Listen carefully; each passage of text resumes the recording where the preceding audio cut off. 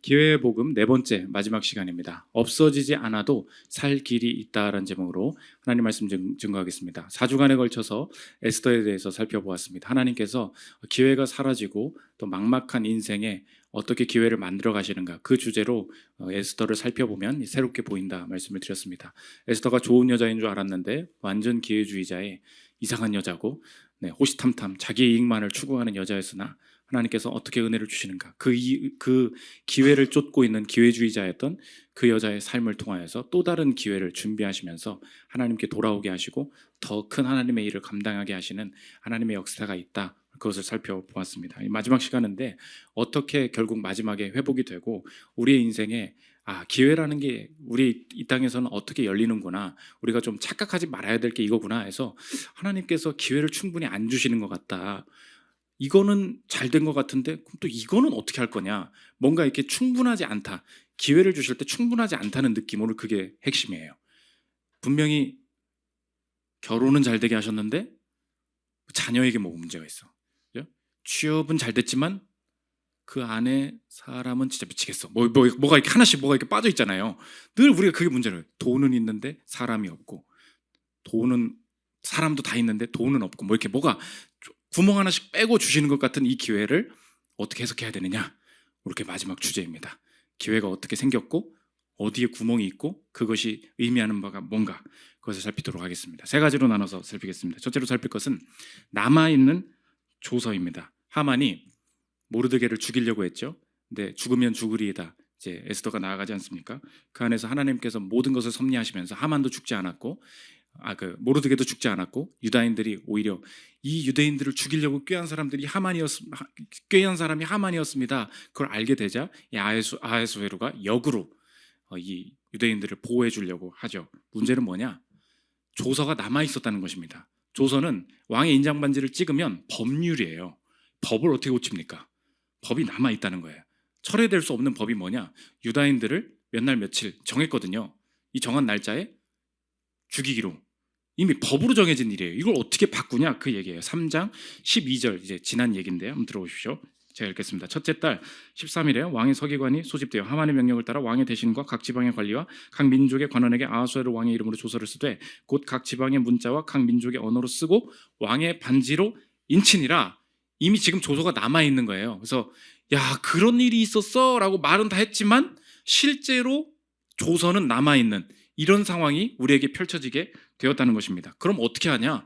어떻게 할까 하다가 아하수에로가 내린 결론이 뭐냐? 조서가 있는데, 남아있는 조서가 있는데 조서를 또 쓰라는 거예요. 또 써서 이걸 지울 수가 없으니까 이 조서를 쓸 테니까 니네가 뜻하는 대로 써라, 이렇게 얘기를 합니다. 이게 하나님의 해결책이라는 거예요. 5절 8절 보십시오. 왕의 각 지방에 있는 유다인을 진멸하려고 꾀하고 쓴 조서를 철회하소서. 철회가 돼야 안 돼요? 안 된다니까요.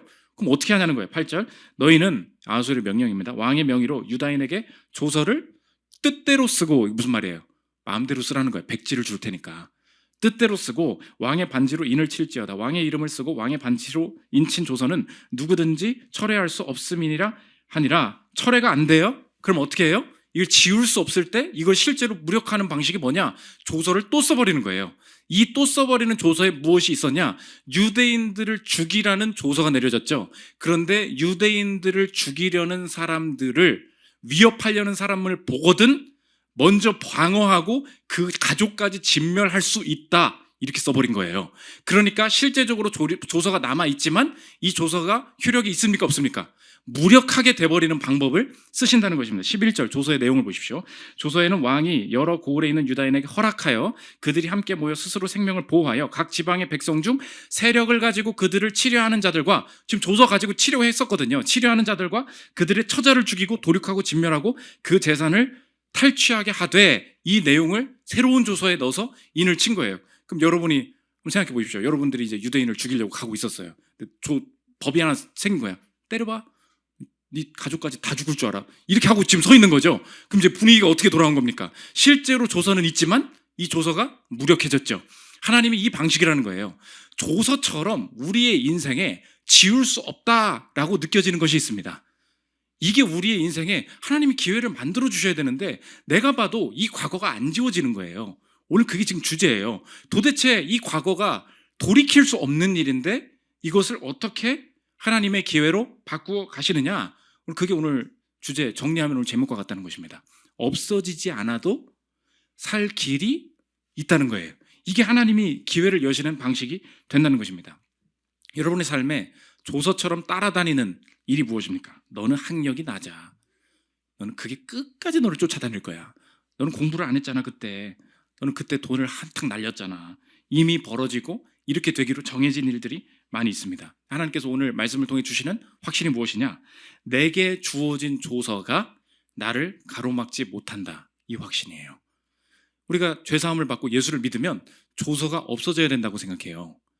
그러다 보니까 죄사함을 받았다는 게 하나님의 나라에서 내가 이 죄, 내가 가진 것이 내 인생을 방해하지 못한다는 확신인데, 이것을 믿기 때문에 오히려 내가 인생에 잘못 가는 게 뭐냐? 그렇기 때문에 내가 내 인생의 지난 날을 지워가는 거, 그게 옳은 일이라고 생각을 해요. 옛날에 받았던 상처, 옛날에 이것 때문에 생긴 가난도 복구하고, 내 지난 상처도 더 좋은 남자 만나서 복구하고, 내가 이거 학력이 나쁘니까 편입해서 복구하고, 유학 가서 복구하고, 이거 하나님이 내게 새 삶을 주신다는 걸 어떻게 적용하냐면 지난 내 조서를 완전히 지워버리고 싶은 거예요. 새로운 걸로. 실제적으로 죄사함을 받은 자의 삶의 이 적용에는 어떻게 나타나냐? 그것을 남아있어도 괜찮은 방식으로 나타납니다. 그 여러분의 인생의 자유함이에요. 내가 가난한 거 맞거든요. 근데 가만히 있어도 되는 거예요. 하나님이 어느 순간에 그 담대함을 주세요. 맨날 학력 때문에, 외모 때문에 고민하면서 평생 살았습니다. 근데 오늘 예배를 드리고 있는데요, 이상하게 마음에 그 괜찮다는 마음을 주시는 거예요. 그 자격증이 없어도 된다. 내가 그 사람 떠나보내도 된다. 내가 그 회사 안 가도 된다. 내가 지난날의 조서를 내가 새로운 이걸 지워버리려고 하고 있는 내 모든 방식을 하나님께서 자유케 하시면서 괜찮아. 왜? 이 조서가 실제적으로는 효력이 없을 거야. 아무 의미가 없게 될 거야. 그 확신을 하나님께서 우리에게 주신다는 것입니다. 적용인데, 과거를 지우거나 복구하거나 만회하려는 방향으로 인생을 결정하려는 것에 주의하십시오. 이게 인생 날리는 길이에요. 인생이 망하는 길이라고요. 저녁 예배니까 좀 더 실질적으로 얘기를 해야 될 거 아닙니까? 인생 잘못 가는 길이 있어요. 내가 알거든요. 내 인생의 치부. 저는 맨날 대학교 때 해외 경험 없는 거 너무 힘들었어요. 잘 나가는 애들은 다 교환학생 갔다 오고 다 유학 갔다 오고, 너 누구냐? 외교관 아들이래. 그래서 맨날 해외에 사는 거예요. 그러니까 그런 좋은 학과들에 있으면 막 그런 애들이 더 많아요. 나는 막 꼴찌인 거야. 제 첫 외국은 네팔이었습니다. 네팔. 좋은 데 가야 될 거 아닙니까? 그죠? 해외 경험이랑 좀 그래야 되잖아요. 선교로 네팔 갔다. 근데 어디서 말할 게 없는 거예요. 저 지금 목사하고 있죠. 아무 쓸데가 없어요. 해외 경험 갔다 온 게 아무 의미가 없다고. 오히려 사람들이 막 절 좋아해줘. 목사님도 저처럼 해외 경험이 없으시군요 하면서 너무 좋아해줘. 유학파 기분 나쁘죠? 그죠? 여러분들은 나도 유학 못 갔기 때문에 목사가 유학 갔다고 하면 괜히 뭔가 나랑 피가 다른 사람이라고 느끼는 경우가 있잖아요. 그거예요. 봐봐요. 조서가 있죠. 이미 정해진 과거. 하나님이 인도하시는 방향은 뭐라고요? 아무 쓸데없다니까? 이런 거예요. 특별히 최근에 이렇게 애 키우는 분들 만나보지 않습니까? 과거가 화려해요. 막 어디서 유학을 해외 전공이 어쩌고 뭘 이루고 어떤 대학에서, 우리 교회 그런 분들 진짜 많습니다. 애를 딱 낳잖아요. 아무 의미가 없는 게 돼버리는 거예요. 하나님께서 느끼게 하시는 게 그거예요. 엄청나게 신경 쓰고 뭔가 될 것처럼 하고서 평생을 살았거든요. 하나님이 내 인생에 지금 집중하게 하시는 일을 탁 시작하잖아요. 그게 아무 소용이 없는 거예요. 의미가 없는 일이 되는 거예요. 하나님이 이끌어 가시는 방향이 바로 이렇게 된다는 것입니다. 그러므로 죄사함을 얻었다, 죄가 지워졌다, 이 말이 내가 지워야 한다는 말로 적용하지 마십시오. 얼굴에 이렇게 흉터, 성형 안 해도 돼요. 필러 안 받아도 된다고. 그냥 어느 순간 주의 빛을 받으면은 괜찮아져요. 마음에. 주님이, 그 사람이 날 잘 봐주겠지. 그 마음 가지고 살면 그때부터 하나님께서 원하시는, 기회 여시는 방향에 집중할 수 있다. 그래서 우리 첫 번째 대지의 핵심은 무엇입니까? 남아있는 조서가 분명히 남아 있는 방식으로 인도하신다는 거예요. 내가 지우려고 하지 마십시오. 뭐가 이렇게 남아 계신지 모르겠는데 하나님께서 아무 의미 없을 거야. 새로운 조서로 무력하게 하신다. 이게 하나님의 인도하심이라는 것입니다. 두 번째, 남아있는 대적이 있다는 거예요. 에스더의 저도 공부하면서 가장 충격적인 마지막 결론인데 오늘 9장 읽고 10장이 3절밖에 안 됩니다. 10장 1절에 에스더가 우리가 생각하는 건 뭐예요? 불임절, 완전히 슬픔이 변하여 기쁨이 됐다. 그래서 나를 죽이려는 자를 도리어 죽이면서 끝난다. 이 결론이잖아요. 결론이 그게 아니에요. 10장 1절에 뭐라 그러냐? 야, 아직 안 끝난 애, 안 죽은 애가 있다. 10장 1절 보십시오. 아하수에로 왕이 그의 본토와 바다 섬들로 하여금 조공을 바치게 하였더라. 이게 에스더의 결론이에요. 무슨 말입니까? 하만 죽었죠? 날 죽이려는 사람 다 죽었죠? 안 죽은 놈이 있어. 그거예요. 에스더의 마지막이 그거예요. 누가 안 죽었어요? 이 모든 일을 일으켰던 그 빌런. 그 빌런은 안 죽은 거예요. 그 누구예요? 아하수에로가 지금 다 한 거 아닙니까? 그 괜히 뇌물 받고 사람 좀 죽여도 될까요? 응? 네 마음대로 해. 좋을 대로 하라. 그 누가 한 거예요?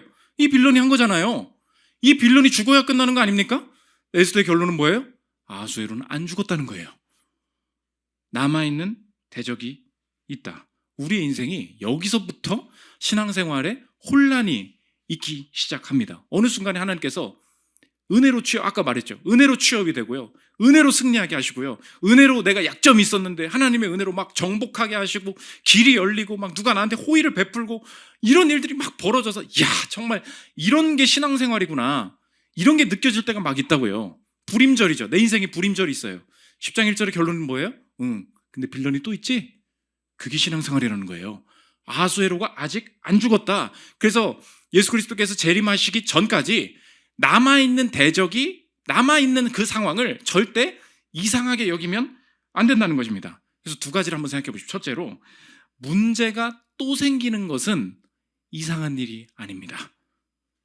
오늘 취업이 됐는데 왜 이런 회사로 이끌어 주셨는지 도대체가 이해가 안 되잖아요. 그렇죠? 분명히 기도하고 응답을 받았거든요. 그래서 이 프로젝트를 착수했어. 망했죠? 왜? 왜 시작하게 하신 거지? 뭐 이런 뭔가 헷갈리는 일이 막 있습니다. 근데 기억해야 될 게 뭐라고요? 아하수에로가 안 죽었다고. 이 땅에서 경험하는 과정들이 하나님께서 어떤 승리를 주실 때 그게 내 인생의 전부를 책임져 줄 수도 없고 일시적인 일일 뿐이다. 여전히 대적이 남아있다는 것을 받아들이는 게 신앙생활이라는 것입니다. 그래서 문제가 또 생기는 건 이상한 게 아니에요. 또 한 가지, 그래서 문제를 또 그렇게 풀려는 사람은 이상한 사람입니다. 여러분, 이상한 사람이에요. 그렇게 승리를 주셨으니까 이것도 승리를 주시겠지. 그렇지 않으면 너무 실망을 해요. 아니에요. 그런 승리를 주실 때가 있죠. 하만이 죽었잖아요. 우리 인생 승리가 있습니다. 아하수에로는 안 죽었네. 왜요? 그게 인생이라는 거예요. 안 끝난 승리. 아직 완성되지 않는 이 전쟁, 영적 전쟁이 그렇게 간다는 것입니다. 그래서 두 가지 적용인데, 첫째로 이걸 물어보십시오. 해결인가? 순종인가? 여기서 이제 차이가 나는 거예요. 지금까지 에스더가 고민했던 건 무엇입니까? 어떻게 하면 이 죽음의 위기에서 벗어날까? 이거죠. 모르드게도 그렇잖아요. 어떻게 하면 이 유대인들 살릴까? 우리가 처음에 하나님을 만날 때, 당면할 때는요, 어떻게 하면 해결할까로 주님 앞에 옵니다. 주님, 제발 이 애 좀 살려주십시오. 제발 이것 좀 붙게 해주십시오. 제발 얘랑 좀 잘 되게 해주십시오. 별 그 해결 문제를 가지고 진짜 하나님의 은혜를 하나둘씩 경험을 합니다. 그런데 그 이후에 안 되거든요. 그때 어떻게 바뀌냐? 해결이 목적이 아니라 이제 순종으로 바뀐다는 거예요. 순종이 무엇입니까? 오늘 이 본문 안에서 순종을 정의하면 이런 거예요. 순종이란 행위의 의미를 존재 속에서 찾는 것. 이게 순종입니다. 순종이 뭐라고요? 행위, 내가 하는 이 행위 있죠. 왜 이렇게 해요? 이 행위의 의미를 해결하려고 이걸 하는 게 아니에요. 주님이 원하시는 뜻이기 때문에. 해결이 될지 모르겠어요. 그리고 안 될 것 같아요. 근데 내가 왜 이렇게 행해요? 행위의 의미를 존재 속에서, 하나님 속에서 찾는 거예요.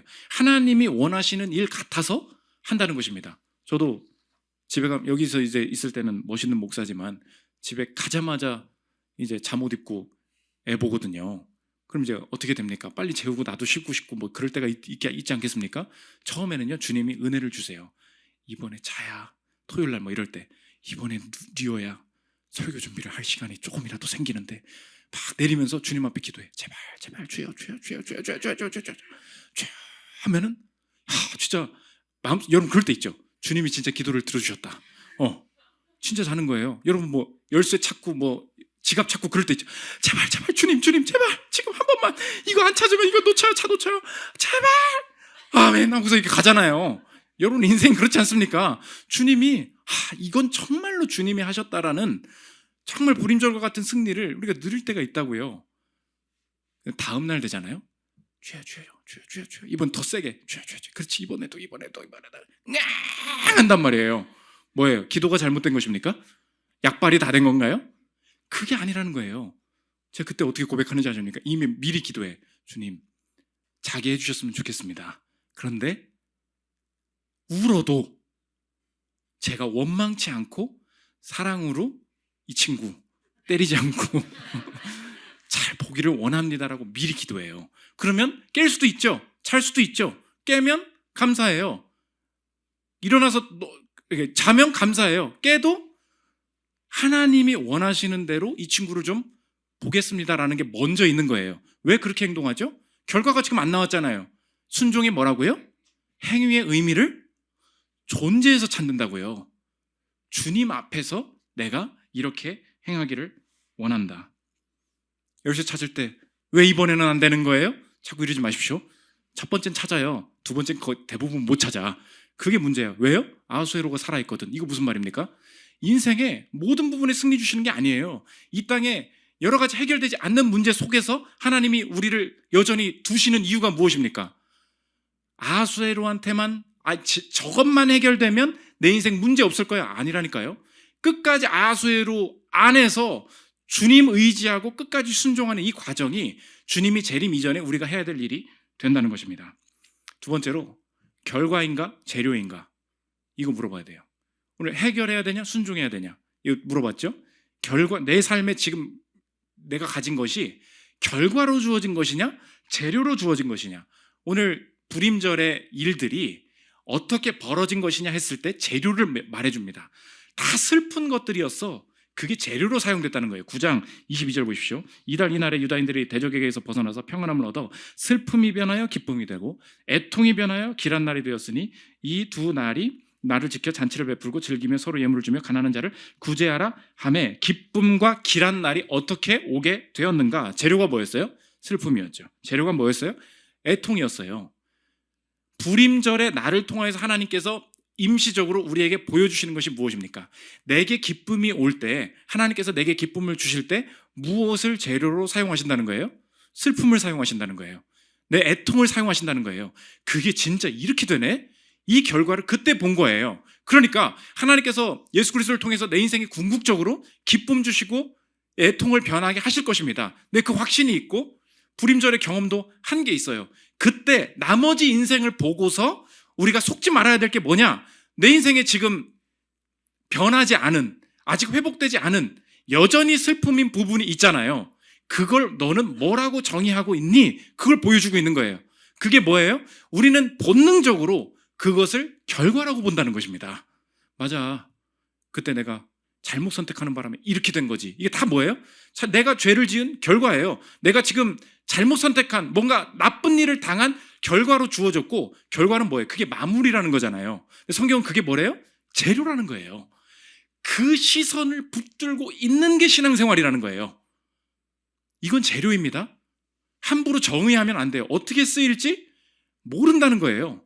우리 인생을 그렇게 바라봐야 된다는 것입니다. 그래서 재료가 최악인 사람들이 이 경험적으로 예배 때 은혜를 받을 때가 있어요. 우리 진짜 신기한 게 예배 때 어떤 은혜를 받는지 아십니까? 내가 준비되지 않았을 때, 마음이 완전히 무너졌을 때, 그때 내게 주시는 은혜가 있어요. 그 이번에 에즈베리 대학 그 부흥 있지 않습니까? 그 사람들이 잘 말 안 하는 게 있어요. 에즈베리 대학은 학부가 있고 신학교가 있습니다. 두 개가 있는데 제가 거기 다닌 분들 들어보니까 길 하나 사이로 나눠져 있다는 거예요. 근데 학부에도 체프를 따로 드리고 신학교도 제풀을 따로 드린다는 거예요. 열심히 둘이 예배를 드립니다. 그러면 어디에서 부흥이 일어났을까요? 그걸 한다는 거예요. 어디서 원래 신학 준비 잘 되고 이렇게 하면 신학교에서부터 부흥이 시작돼서 불이 커져가야 되지 않습니까? 학부에서 시작된 거라는 거예요. 그래서 이 목사 후보생들이 다 이쪽으로 지금 건너가고 있다는 거예요. 사람들이 근데 이걸 다 그냥 퉁친데 에즈베리 대학에서 부흥이 일어났어요 이렇게 얘기를 하고 있다는 거예요. 어디서 불이 붙습니까? 전혀 가능성 없어 보이는 곳. 여러분 아시죠? 기독교 대학 나와보시면 아시죠? 학교 채플 그게 됩니까? 거긴 그래도 분위기는 좋았던 것 같아요. 하나님께서 더 내가 준비됐어. 난 하나님 앞에서 목사야. 사역자로 준비되는 사람이야. 인간의 어떤 가지고 있는 더 우월한 거 다 거절하시고 뭐예요? 온전히 가난한 마음, 슬픈 마음, 애통한 마음, 아무것도 난 자격 없는 마음. 거기서 하나님께서 은혜를 부어 주신다는 것입니다. 그러므로 기회를 만들어갈 때 오늘 나머지 내 인생의 슬픔 뭐라고 정의해야 돼요? 재료예요. 재료 가진 사람을 무시하지 마십시오. 제가 늘 얘기하지만 교회에 있잖아요. 이렇게 성격 안 좋고 팀 모임 같이 하기 싫고 그런 사람들이 있으면 이제 팀 개편할 때 리더들이 그런 사람 이제 안 뽑습니다. 나중에 저건 다 현수 목사님한테 가세요. 다 가세요. 이렇게 한단 말이에요. 근데 팀에 부흥이 임하고 서로 굉장히 하나 될 때가 있어요. 그게 언제인지 아십니까? 그런 사람들이 꼭 있을 때예요. 정말 가난한 사람, 정말 어려운 사람, 정말로 쟤는 나 언제 얘기하니? 저 2시간 동안 떠들고 있는 애 내가 맨날 들어줘야 되는 그런 사람 있죠? 교회 그냥 제발 집에 좀 갔으면 좋겠는 그런 사람 그렇게 품어주잖아요. 이상하게 막 회복이 일어나요. 하나님이 주신 게 그거예요. 우리 집에 슬픔이 있죠. 가지고 계십시오. 그거 자꾸 지우려고 하지 마요. 그게 재료거든요. 하나님이 그것 때문에 은혜를 주신다는 것입니다. 마지막 3번째, 남아있는 왕입니다. 에스더의 결론이 뭐냐? 아하수에로라는 어설픈 왕이 에스더에게 은혜 베풀어서 운 좋게 에스더랑 유다인들이 살아남았다. 일부러 이걸 보여주는 거예요. 봐봐, 왕이 운 좋게 은혜 베풀어서 살아남았다. 우리에게 묻고 있는 마지막 질문이 무엇이냐? 너에게 남아있는 왕은 누구인가? 그걸 물어보는 거예요. 아하수에로 왕 진짜 나쁘지? 그래, 다시 물어보겠다는 거예요. 아하수에로 왕이 없어지고 진짜 왕이 나타나면 내 인생은 어떻게 되겠니? 그 질문이에요. 우리가 지금 아하수에로 왕이 싫죠. 내 인생을 지금 이렇게 힘들게 하고 있는 어떤 그런 체제, 어떤 그런 상사, 남편, 상황 너무 싫잖아요. 이건 왜 안 없어지냐? 좋다는 거예요. 아하수에로 왕이 없어졌어요. 어설픈 왕이. 진짜 왕이 나타나면 어떻게 되는 것입니까? 하나님이 내 삶에 오십니다. 그러면 넌 살아남을 수 있겠니? 이거예요. 우리가 착각하는 게 그겁니다. 진짜 좋은 왕이 오셨어요. 공의로운 왕이 오셨어요. 우리가 당당합니까? 그 자체가 저주인 거예요. 우리의 인생에 조서가 내려집니다. 요한복음 8장 24절 보십시오. 그러므로 내가 너희에게 말하기를 너희가 너희 죄 가운데서 죽으리라 하였노라. 너희가 만일 내가 그인 줄 믿지 아니하면 너희 죄 가운데서 죽으리라. 하나님께서 내려주신 조서가 뭐예요? 죄인들은 죄 가운데서 무조건 죽는다. 죄의 삭은 사망이다. 조서예요. 그 공의로우신 왕이 죄인된 우리에게 이 조서가 적용되게 하지 않으시고 이 조서가 이미 내려져 있는데 죄 가운데 죽으리라 내려져 있는데 이걸 그대로 두시고 해결하신 방식은 무엇입니까? 또 다른 조서를 쓰시는 거죠. 또 다른 조서가 무엇입니까? 자기 아들을 죽이라는 조서죠. 이렇게 해결하셨다는 거예요. 에스더가 그래서 평행이에요. 조서가 내려져 있네. 못 해결할 것 같네. 아니야. 새 조서를 쓰면 돼. 이거죠. 실질적으로 무효가 되는 거야. 죄인들은 다 죽는다. 하나님이 말씀하신 거예요. 죄 지으면 하나님 앞에 올 수 없다? 그럼 어떻게 와? 이 조서가 있는데. 죄인의 자리에 다른 사람이 죽는 조서를 쓰면 되잖아. 이거예요. 그게 우리의 왕이시라는 것입니다. 하나님께서 이 본문을 통해서 묻고 계십니다. 너희 인생에 남아있는 왕은 누구냐? 다 모르겠고 하나님은 이 얘만 좀 해결해 달라니까요. 제가 이것만 좀 해결되게 해주세요. 아하수에로 한 번만 더 얘만 또 죽게 해주세요. 그것으로 충분하지 않다는 거예요. 좋아, 다 해결해 줄게. 인생이 해결되지 않는 것이 무엇입니까? 죄인된 내가 하나님 앞에 나아갈 때 호의를 얻을 수 있는가? 이 문제가 해결이 안 된 거예요. 하나님이 이 마지막 조서를 해결하신 방법이 무엇이냐? 마찬가지 또 다른 조서를 내려주시면서 아들을 죽이라는 조서를 통하여서 실제로 죄인이 죽는 조서가 효력이 없어지게 만들어 주셨다는 것입니다.